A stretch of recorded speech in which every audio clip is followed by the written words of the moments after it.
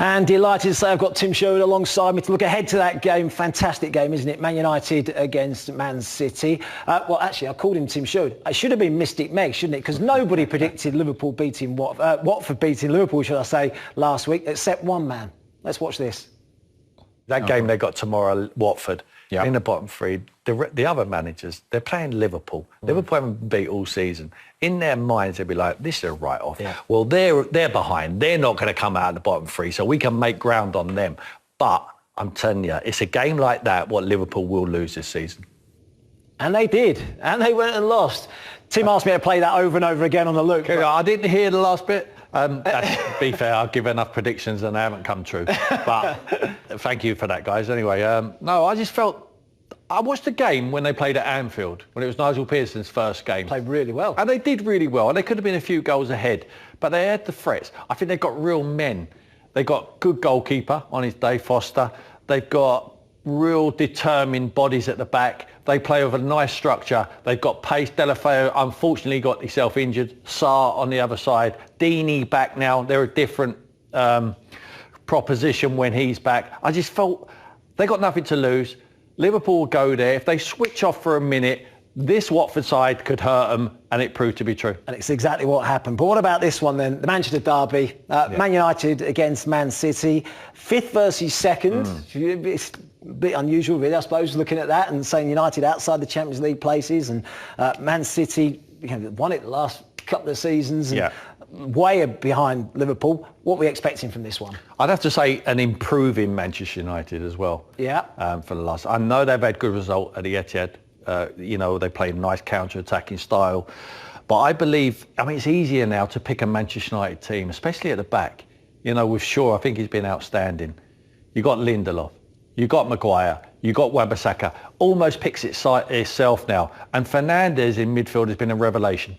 He is a true Manchester United player, Matt, as we would recognise him from years ago. Yeah. He's got that swagger. You'll stand next to him, look across in that tunnel. He's got a Manchester United vibe about him. He wants to receive the ball. The boys are seeing him in training every single day. He's a reference for them. Wherever they get the ball, it's like, when can we give it to Bruno? Where is he? Let's try and find him. He take it in a telephone box. He manipulates it well. He threatens the goal.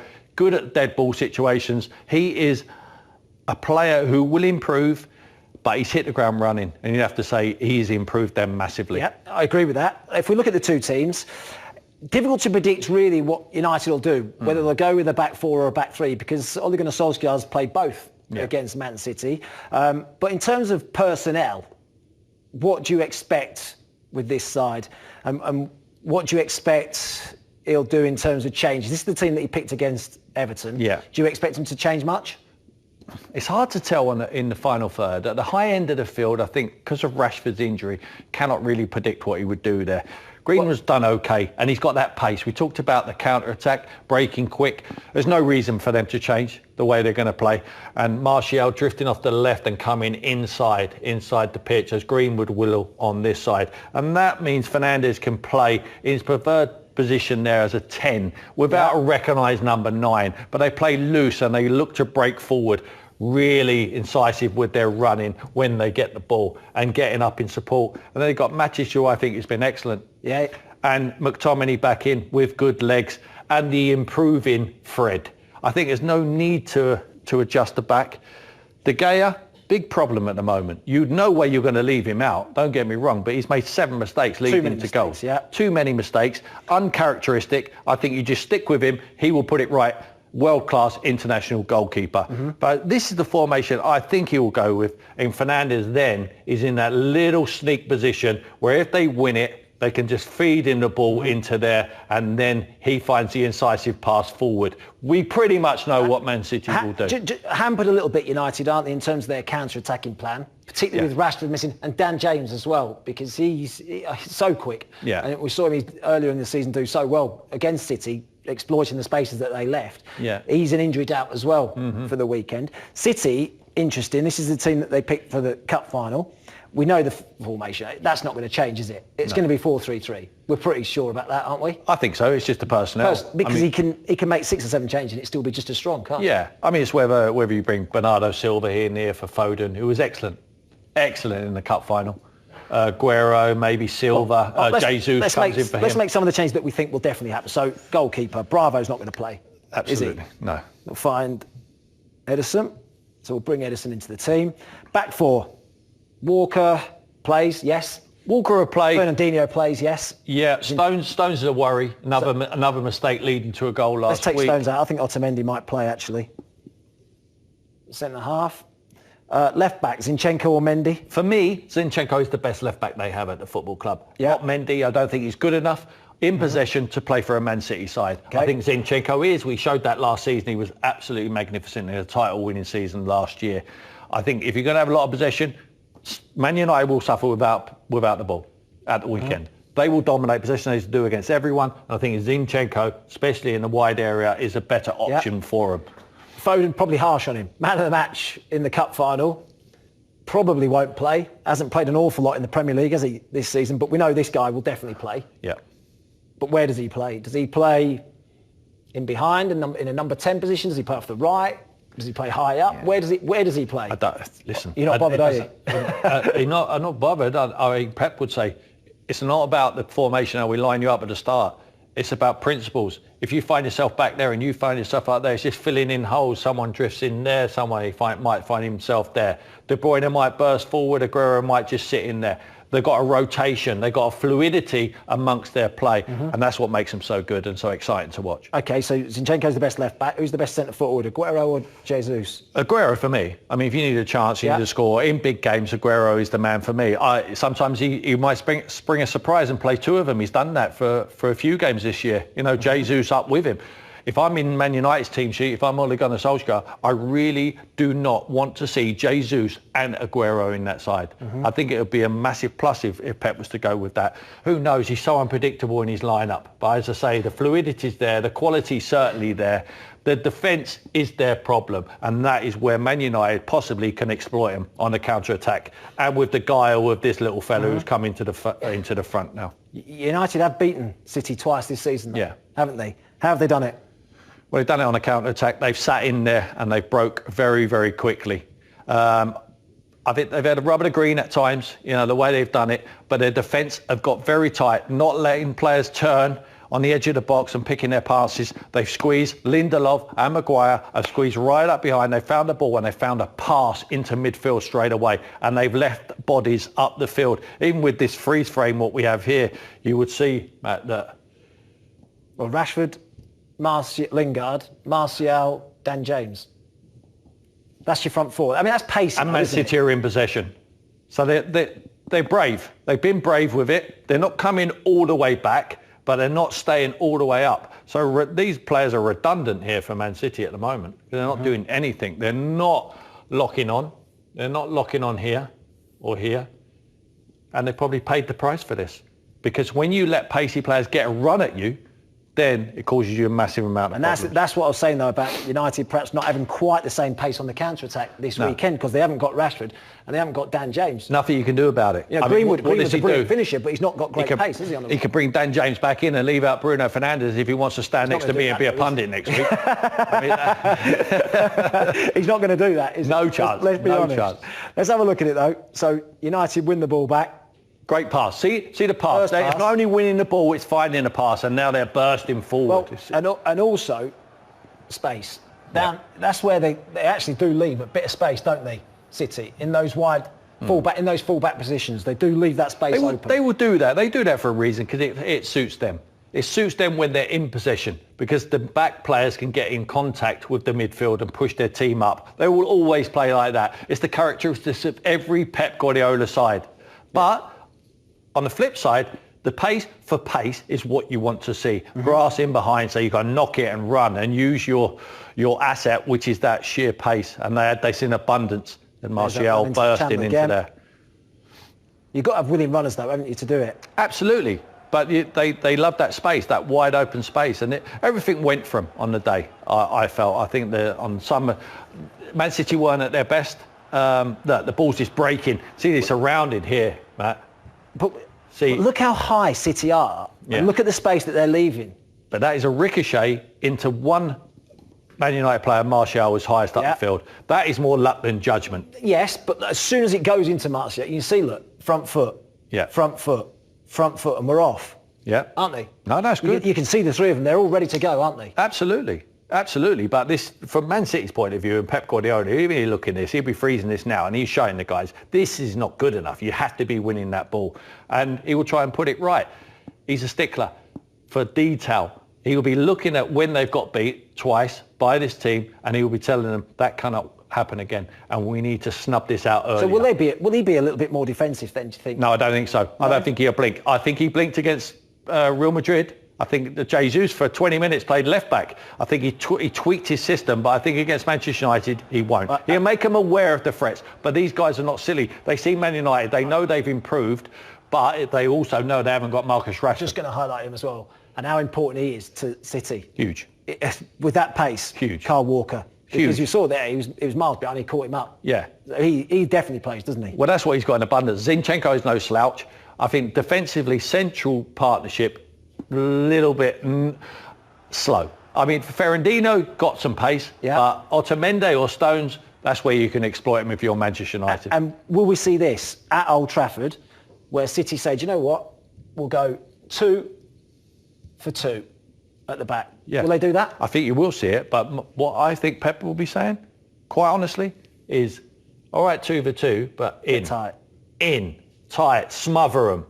Don't let them breathe. Don't let them breathe in there, because they're going to find there all of a sudden they find passes in here, and that is not good enough. That is wide open space what we're talking about, where they can get their head up. So you need to be in.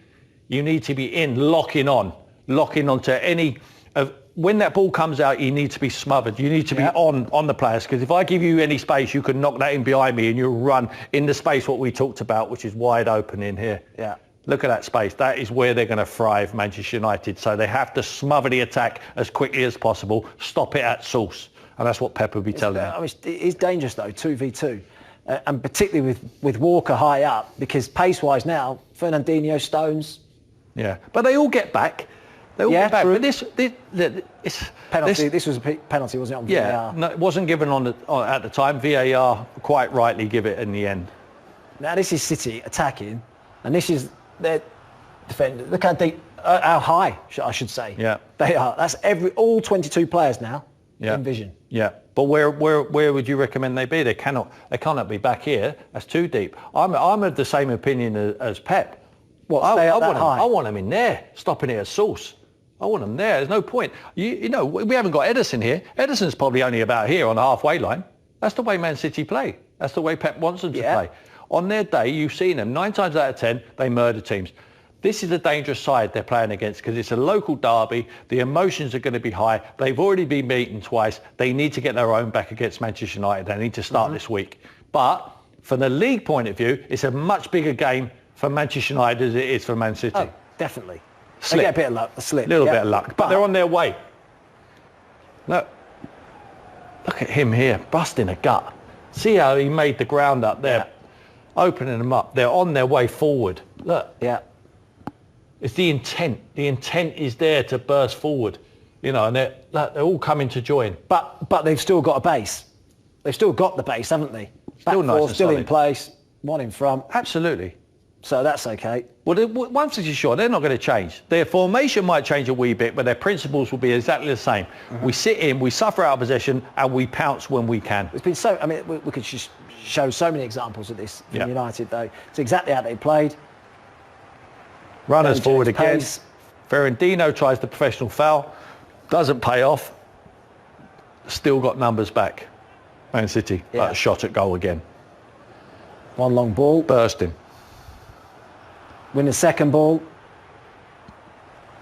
Like you say, though, City have got bodies back, haven't they? Yeah. Even in this situation, they've still got their back four well in place. The back four is still in place. Yeah, and they're protected in front as well. Yeah. So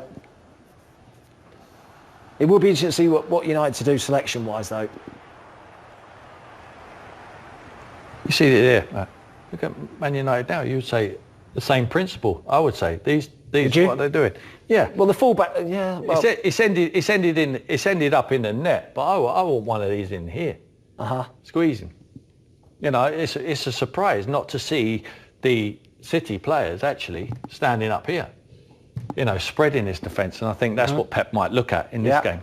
Give them something more to think about. I know this one ends up in the back of the net and they're all on their way to celebrate, but just before that, they wasn't locked on. If the ball was to come out to here, then they've got a problem because they've not stopped it at source.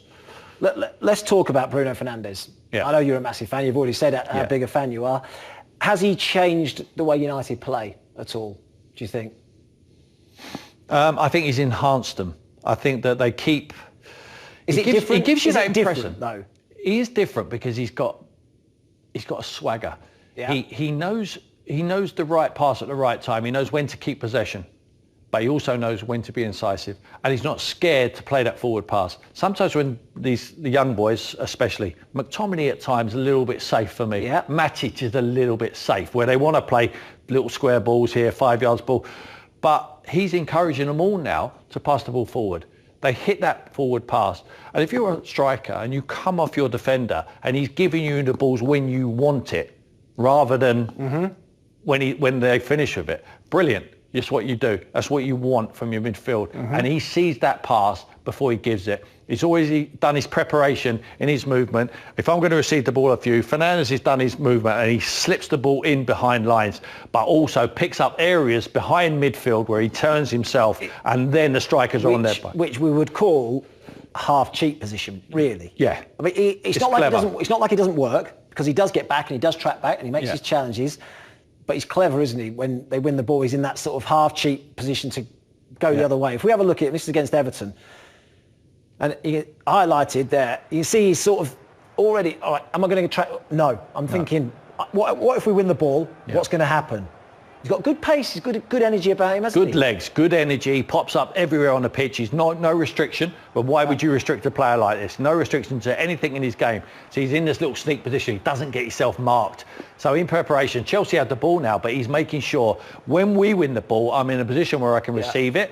And when I do receive it, I'm going to check my shoulder, as he does. If you check him now, look at Fernandes now. As that ball comes to him, he checks his shoulder, he knows he's in space, opens it up, looks forward and plays incisive passes forward. It's actually brilliant as a front player, isn't it? Look, when check his shoulder. Yeah, he's checked his shoulder. But as a front player now, you can make a run thinking, do you know what, we might get this. Sometimes they're making runs thinking, well, I'm never going to get that. If say that was McTominay, say it was Fred, we might not get this. No. If that was, let's say for instance, that was Matic. Yeah, not so much now because I think he's being encouraged to pass the ball forward. What would Martial do? He'd probably stand still. Probably look for it to feet. Stand still, give me the ball, make it easy for him. They know this guy's got a bit of magic in his feet. He knows he's capable of hitting passes. I like the fact that he doesn't stand still either. But he's played the pass, okay, it doesn't quite get to its intended target. But I like the way the intensity now about as soon as they lose it, go and close it down again. Can I squeeze up the pitch? And this is even actually this clip I think is an even better example of it. Again, on the half turn, looking forward, plays that pass, doesn't quite get there, but watch his reaction. Look, brilliant. This. I'm going to pause it there. If he doesn't do this, Reece James opens his body up, and he can play a pass forward into Willian. Yeah. If he doesn't make that run and go and get his head down, that's an easy pass for him. Open your body up, play forward. What happens? He goes and gets his head down, makes him play back to his goalkeeper. I think that's brilliant. This is Paul Pogba. I'm just going to pause it. Has he replaced Paul Pogba, do you think? Or are these two, do you think, can play together? I think they could. I think they'd be magnificent together.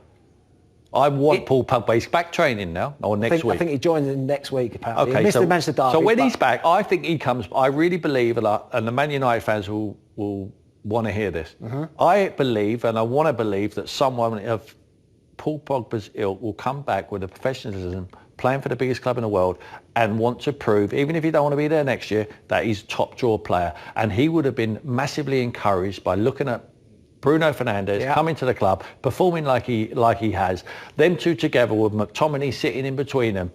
It's an unstoppable midfield. So Pogba, higher up, as in a six, him and 1-6 and 2-8s. Okay. The 2-8s would be Fernandes for me, and then when Rashford's fit, they could take on anyone. So you're talking David Silva and Kevin De Bruyne, really, aren't you? Yeah, Pogba and Bruno Fernandes. But but Pogba's got that stature as well. You know, he's got the body to be able to put himself about, win the ball. He's got to be willing to do it. He can also help. He scores goals. We've seen him in the past, especially at the Etihad. I mean, he scored good headed goals when he gets forward into that box. He's got that physical presence to give something different. He might not have the passing range. He might, but I think he's got a very good range. Both of them together will be excellent in Man United's midfield. But McTominay's been a huge plus as well with the energy he gives them. He doesn't necessarily do what Fernandes does, is play the pass and continue his run, get forward, squeeze. It's not necessarily Paul Pogba's getting that, is it? I mean, they pick up similar positions, actually. Again, don't want to be marks, looking to get into space. Little bit of luck, poor touch. But he's like Fernandes, always wants to play forward. But he's not got that intensity about pushing up behind the ball, has he? Like we just showed with Bruno Fernandes. He's quite happy just to labour forward. I'm going to give him the benefit of the doubt. I think he's doing a responsible job. All right, even in this situation. Yeah, so, because I think I believes Marcus Rashford gets the ball. This is a 1-0 game where they beat Tottenham. Well, I don't think he knows that's Marcus Rashford. He's put him on 1v1 with Jan Vertonghen and the goalkeeper Lloris. He knows he can't affect it by running forward anyway, so he's just going to conserve his energy. You might be right, Matt, but I'm going to give him the benefit of the doubt. I think he knows Rashford's 1v1 is going to end up with a shot at goal. There's not many players, though, that can play that pass, are there? He's seen it already before he even he knew exactly what he was doing. Yeah. But he doesn't back it. What I'm saying is he doesn't back it up. It's not like he's played it, we'll squeeze up the pitch, we're all getting up. Look at him. No. This ball's in the back of the net. He's still not even in picture. No, he's admiring the pass like I am now. It's in the back of the net. That's what he'll be saying. And Herrera, it turns around, look, straight to him. Yeah. And Pogba's just about coming into... There he is. There he is, look. He's there. I can tell you he's there. There he is. So he's on the halfway line. He's on the halfway. But he is back shortly. I really hope he comes back with that real enthusiasm to want to play for this club. He was an academy player at the club. Yes, he went away to Juventus. He made his name. He's come back to the biggest club in the world. Hasn't really done it on a regular basis. Yes, it's been interrupted with injuries. But for me, still a world-class player. And Man United can't have enough of him.